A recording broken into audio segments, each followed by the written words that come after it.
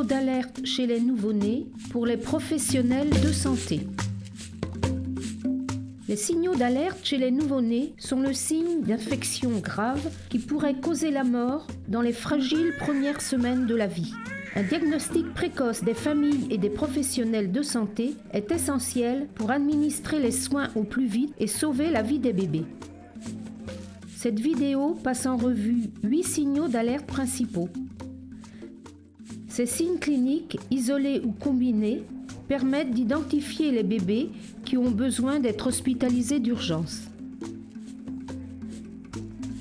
Pour toute consultation d'un bébé malade, recherchez systématiquement chacun de ces 8 signaux d'alerte. La malnutrition est le premier signal d'alerte. Un bébé mal nourri tète moins ou moins efficacement, voire pas du tout. Dans certains cas, il n'ouvre pas la bouche lorsqu'on lui présente le sein ou ne montre pas de signe de faim. Il ne se réveille pas pour réclamer à manger ou ne reste pas éveillé assez longtemps pour vider le sein. Comparons avec un bébé en pleine santé. Il est alerte et tète bien.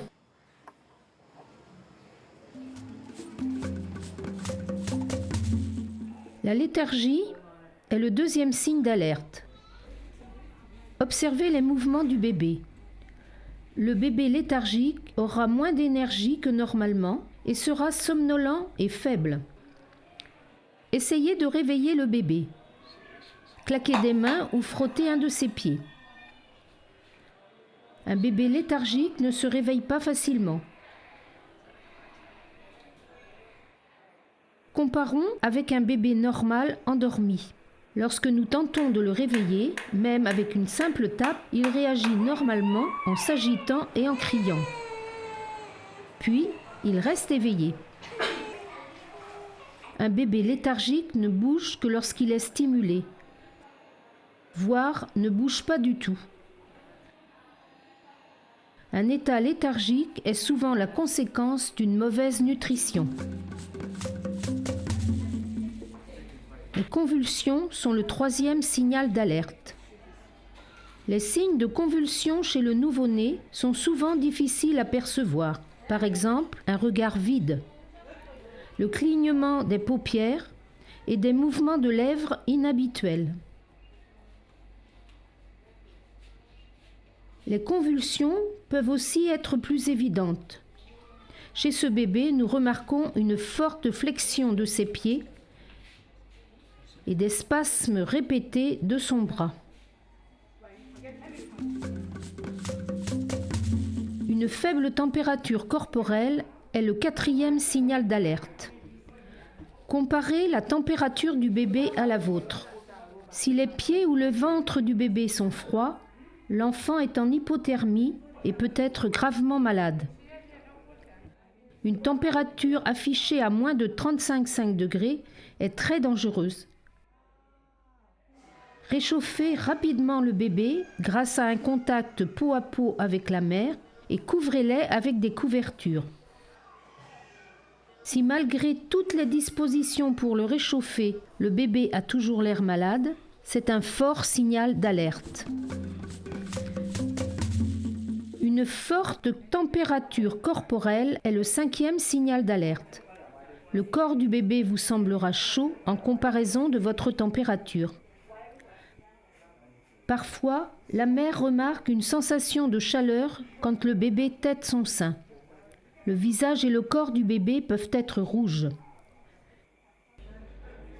Une température supérieure à 37,5 degrés est inhabituelle. Refroidissez le bébé en le laissant déshabiller pendant 10 minutes. Si le bébé est toujours chaud ou a toujours l'air malade, c'est un fort signal d'alerte. L'enfoncement de la cage thoracique est le sixième signal d'alerte. Observez attentivement le thorax et l'abdomen du bébé. Lorsque le bébé inspire, son thorax s'enfonce et son ventre semble ressortir.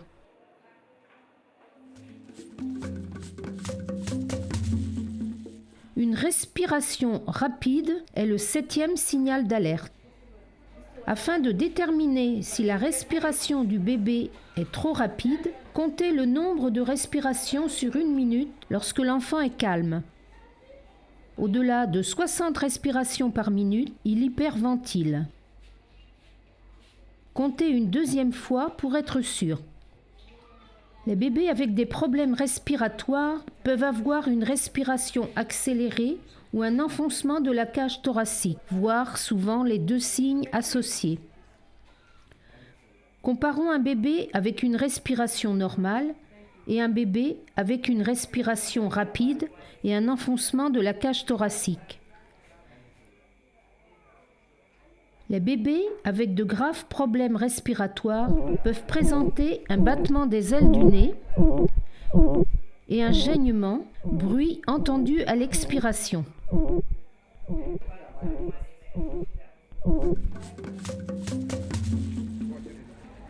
La jaunisse est le 8e signal d'alerte.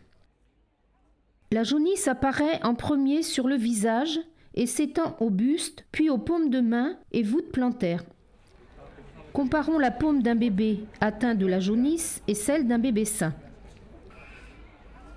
Voici la plante de pied d'un bébé atteint de jaunisse et celle d'un bébé sain.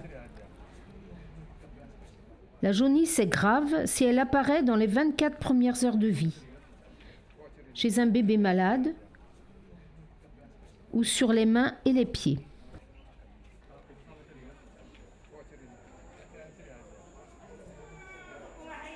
Un bébé présentant un de ces 8 signaux d'alerte doit immédiatement être emmené dans un hôpital compétent. Si possible, administrer les premières doses d'antibiotiques avant son départ. Ces bébés auront besoin d'injections intramusculaires d'ampicilline et de gentamicine. Prévenez l'hôpital de destination, rédigez une lettre de référence et organisez le transfert.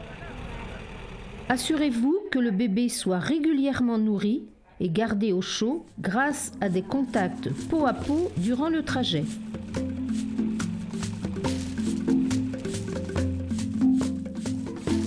Souvenez-vous, recherchez systématiquement les 8 signaux d'alerte chez les bébés.